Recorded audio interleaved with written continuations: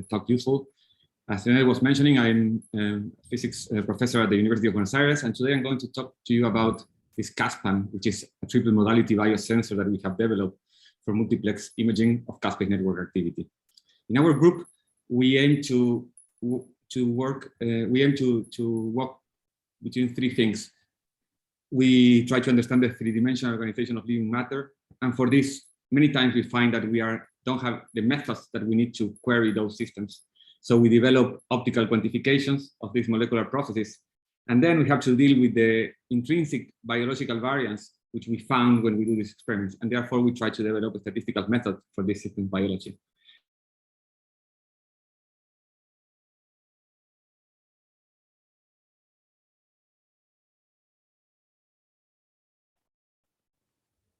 Hernan?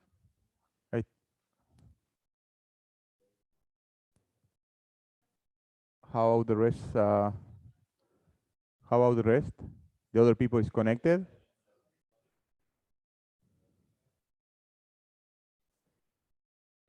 Okay, Florencia say yes. And proliferation is the only truly serious biological problem.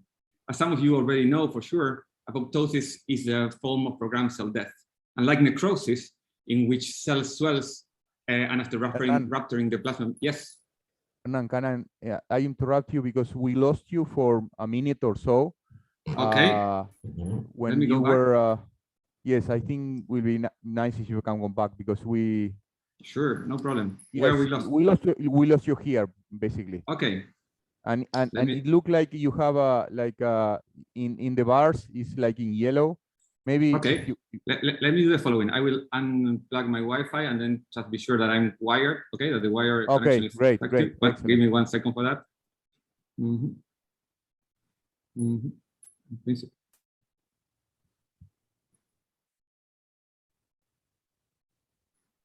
Okay, I'm connected now via cable. Do you hear me? Yeah, perfect. Yes, okay. Very well. Sorry for interrupting you. No, please. So I was saying that in my group, just let me recap from here. In my group, we try to understand the three-dimensional organization of living matter. And for this purpose, many times we find out that we don't have the methods to achieve this. And therefore, we do the development of optical quantifications, methods for molecular processes, and also we develop statistical methods to deal with the intrinsic variance of biological systems. Let me make a small detour, and I will say that in this book, which is The Myth of Sisyphus, Camus argues that the question of suicide and the meaning of life is the only truly serious question in philosophical problem. And I would argue that if Camus was a biologist, then he would say that apoptosis and proliferation is the only truly serious biological problem to study. Of course, that a lot of colleagues will not agree, and I'm sure there's a lot of other things interesting to study, but I was really motivated to study apoptosis because, as many of you know, this is a form of programmed cell death, right? And unlike necrosis, in which the cell swells and after rupturing the plasma membrane, the cellular context spills over the organisms, causing inflammation, during apoptosis, the cell breaks into several bodies, which are then phagocytosed. This process of dying is essential for living, and it happens during development for removal of tissue and organ sculpting, but also in adults from homeostasis. And it has to be really tightly controlled. And how this happens, it was a large mystery to me. And also I found out that it was a fantastic process to develop methods to study biological systems. And let me tell you why. Apoptosis is controlled by a biochemical protein network, which is the one that you see on the screen. It basically transduces information from two different sources. On one side, you have the intrinsic pathway, which integrates information about the cellular state, such as DNA damage and stress. And in contrast, the extrinsic pathway is activated by extracellular ligands binding to cell surface receptors. Then both pathways converge downstream into what is called the effector pathway. And interestingly, these pathways are highly conserved among different organisms because, of course, apoptosis is a very important process. And also, an essential protein in this network are caspases, which are a specific type of proteases. And proteases are just proteins that cleave other proteins. And therefore, it's rather easy to build a caspase activity sensor by a cleavable substrate. And this is indeed what it was done, at least in 2008 and maybe before also, in which they build up two fluorophores, let's say a green emitting fluorophore and a red emitting fluorophore, which are a good thread pair. And you know this already, thanks to the course that the lectures that you have been having. And then with the protease, will cleave the linker that is connecting these two fluorophores, and they will drift apart. Therefore, you will go from a moment in which there is thread between the red and the green protein, and then to a moment in which there is no thread after the protease is active. Therefore, a protease activity sensor, it's something straightforward to do, unlike other sensors, which is much more complex. Of course, this sensor is not perfect. For example, you cannot measure deactivation, so you can only cleave and not uncleave, which will be nice. It's not reversible, but it's a good start to do many things. And the problem with these sensors is that, of course, allows you to measure two colors. Maybe you can squeeze another two colors, but you know the visible spectrum, it's kind of narrow, and the fluorophores, the fluorescent proteins, are kind of broad in the spectra. Therefore, there's a limited number of fluorophores that you can put into the spectra and quantitatively and rigorously image and quantify the information in the single pixel level. Therefore, another way to do something like this and to make use of this thread is by using polarization and anisotropy, which also can be used to measure sensor state. Briefly, what you do is you shine polarized light over an ensemble of sensors, fluorophores, which can be in any orientation. And so those which are in the right orientation, which is in which the polarized light has the same direction as the excitation dipole, will be excited and therefore will emit, and therefore the polarization will be have a high degree of anisotropy. There will be more light in one polarization than in the other. But there are processes that may depolarize this light. One is rotation, so the molecule can be excited and then start to rotate, and therefore the emission will be decoupled from the excitation polarization. But another process that also depolarizes emission is thread. And therefore, just like in here, let's say, for example, the sensitized emission or the donor quench emission can be, or the lifetime can be used to know if the linker is bound or unbound. Here, the polarization and anisotropy can be used to determine the same thing. For example, when you excite with polarized light an ensemble of sensors which are all linked to each other, then the emission will be more or less the same in both directions. It's actually not true because there's some intrinsic anisotropy, but there will be low anisotropy. And then when you start cleaving, so the caspase is activated, which is symbolized here by this scissor, then what will happen is that the anisotropy will be increased a little bit. So the polarization, the intensity of the polarization in one direction and in other will be more different. And finally, when all the sensors are cleaved, then the emission will be highly anisotropic, and because all the fluorophores will be by themselves. Importantly, we are using here fluorescent proteins, which are rather slow to diffuse, so you can mostly consider it as static dipoles in space. Okay, and we can go over the details of this in the future. So already some time ago, what we did is start using these sensors to monitor the process of dying. So when the cells start to die, what you see is that the cell starts to swell, and also there's bleeding. And you see in the lower panel, the anisotropy value goes from a low value, which let's say 0.20 something, to a higher value, 0.30 something. And so basically, by monitoring the shape, we have a phenotypic view of what the apoptotic process is going on. But by looking at the polarization and anisotropy, we can have a molecular readout of when the decision is being taken. And so indeed, what you can do is have other stimulus, for example, staurosporin or methylene blue in solution, or any other reagent that causes stress to a cell or a death ligand. And then what will happen is that the caspase will be activated.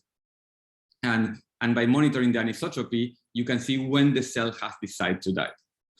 And you see, again, low anisotropy, the fluorophores are together. High anisotropy, the fluorophores are apart from each other. And here we have so the trick is to have the right linker. So here is DEVD, which is a linker recognized by caspase 3, but then there are other linkers recognized by other caspases, so other points in this network. So two important features. First, this is a ratiometric technique, because to calculate the polarization anisotropy, you have to do a ratio of intensity quantities. So it is very important that you do two things properly. One is that you do a correct background instruction, and then that you have a good signal to noise ratio. So let me tell you how we deal with those two things. First, we achieve proper denoising by a technique that we developed that is using wavelets. So basically, many times when you denoise, what you do is you average out features, but that is not what you want to do, because the cell might have some structures which are very well defined in space and some others which are more spun out. So wavelets is a way of denoising that allows you to conserve structures which are localized in space by averaging pixels in a way which is a varied size, varied grain size. So some areas you average a lot, and some areas you average very little. The question is, how do you decide which pixels to average out? And for this, we do a statistical test. Many times what people do is they compare the intensity. But for example, for this paper that you see here, we did it for FLIM, so I don't have to explain you this, but we show that by using higher harmonics to calculate the covariance of these clouds in the phasor plots, that is a proper way to do a statistical test to decide which pixels should be averaged out and which pixels should be kept apart. And with this, we have a very large reduction. For example, this is a simulation in which we have a ground truth. And here you see the undenoised phasor plot. By the way, Bob Clegg did something like this in the past. So this is using Bob Clegg's method. This is a normalized version of Bob Clegg's method that we derive as well. And this is using this POFLIM algorithm, which take a look at the image here in the inset, but also on the clouds. Look how much better these clouds look like because they have been denoised while keeping the spatial structure. And we have shown this, of course, for real data, and it works really nicely.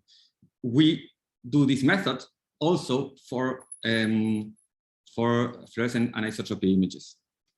And the second part is that we can use the lack of spatial correlation in the background to obtain an accurate estimation of the background distribution. Here, what you see is an image on the real image, and then in orange, a small region of interest in which there are no cells. And so you see the cumulative distribution function, or the PDF here below in orange, which corresponds to that. So if you use two common methods like Otsu thresholding or rolling ball to find the background, what we find is that these methods, they are highly biased. And this depends on the number of cells that you have, how filled the image is, and etc. By using our method, which we have called SMO, we basically do, again, a statistical test to decide which pixels have little correlation with the nervures, and then take a sample of those and get a proper estimation of the background distribution. And these two things give us much better results to obtain in our ratiometric imaging. By the way, so we have submitted this paper now, and you can find it in bioRxiv, but there's also plugins for Napari, Fiji, and Cell Profiler if you want to test it out and give us some feedback, because this is, of course, very new. Okay, so with these two ideas, then we can properly go to quantify the fluorescence anisotropy. And then you can think that, you know, the protease is the scissor that cuts the sensor. So we don't really care about the sensor. We care about the scissor activity. So basically, by doing kind of a derivative, you can find the activity in arbitrary units of the protease, which is what you want to do. And this was described in this paper in Grecco's biology. And we also described there that you can now make good use of why we shifted from, let's say, heterofret to, let's call it homofret or pseudo-homofret or pseudo-heterofret, and I will tell you why. So basically, now we can put 3 sensors, each of them spanning a narrower window than a typical heterofret sensor. So we have a yellow sensor composed by 2 M-citrine fluorophores that has a ligand for one caspase, a red sensor which contains mCherry and mKate for another caspase, and a blue sensor which contains BFP and cerulean for a different caspase. So it's not really hetero-thread, it's not really homo-thread completely, it's a mixture of things. But this gives us the best signal-to-noise ratio in the polarization anisotropy. And then for each cell, we can measure the anisotropy as a function of time. And what you see is that at a certain point, the different sensors rise and the polarization changes dramatically, and below you see the activity of the sensor. So interestingly, we did this over 15 hours for a lot of cells, and some cells start to die at the very beginning, some cells start to die at the very end. But because we measure the 3 sensors, we can now calculate the difference in activation of one sensor to the next. And we can do this type of histograms in which we measure, for example, the difference in time between caspase 3 activated and caspase 8 activation in the y-axis, and caspase 3 activation and caspase 9 activation in the x-axis. And we can, and these histograms provide an overview of how the cell is reacting to a specific stimulus. And by the way, I don't want to go into detail for time constraints, but basically this information is not just photophysical information, but this is biological information which you can model and you can compare with pre-existing models. So this in blue is a model that was published before us, which was fitting, let's say, one axis of our experiment, but not the other one. And then we are able to modify this model to create an improved version of this extrinsic apoptotic reaction model. But this technique has 2 problems, at least 2 problems. One is that the timing of the sensor depends on the sensor concentration. This makes a lot of sense, and it's true for every sensor. If a sensor is a substrate of the caspase that you want to measure, if you put more substrate, the substrate will react slower. The second problem is that not all cells have a useful fluorescence level, sorry. For example, it might be that some cells are very bright and also some are very dim, but this dim or bright will be different in each cell. So we wanted to have a way to control the intensity of the expression. And so for this, we created this plasmid, in which we use 2A peptide cis-acting hydrolase elements to co-express from a single open reading frame. So basically, CASPAM is these 3 sensors that I told you before in a single plasmid. So then they are expressed, so they internalize into a sensor, they are expressed, and they generate 3 different proteins, but which are basically in equimolar concentration. We check this with different methods. For example, here on the right, you see flow cytometry measurements, and you see that with CASPAM below, you have a very nice correlation of the 2 channels, and actually I can show you also for the 3 channels, it's in the paper. But if you have the separate sensors, you have some cells which have a lot of one sensor and nothing of the other, and vice versa. And this produces problems when measuring the timings.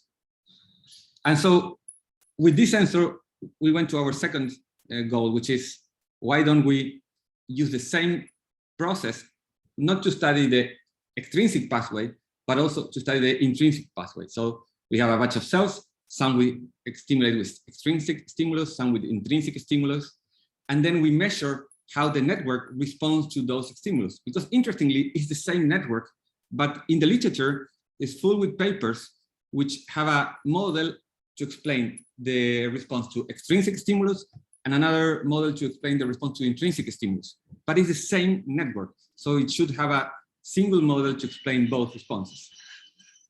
And so these are the results in these 2-dimensional diagrams showing specifically that. We did this for several hundred cells, and we measure at what time the different caspase was activated and the difference between those. And we were able to find out by modeling this network that there is an extra feedback that was previously unknown between caspase 3 and caspase 9, which is needed for activation.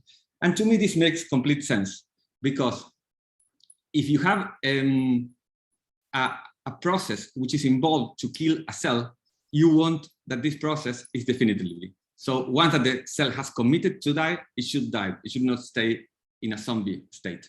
Therefore, this extra feedback reinforces the decision of dying. And our data points into that direction, also as you can think of how the process works.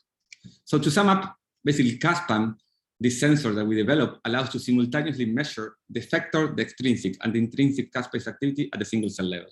It's very important that we transform these photophysical readouts into biological observables, because those biological observables, and I think this is key to the course, and you have been seeing this in all lectures, are the ones that can be compared to models. And in particular, using these models, we found that feedback from caspase 3 to caspase 9 is required. So with this, I thank you for your attention, and I open to any question that you might have.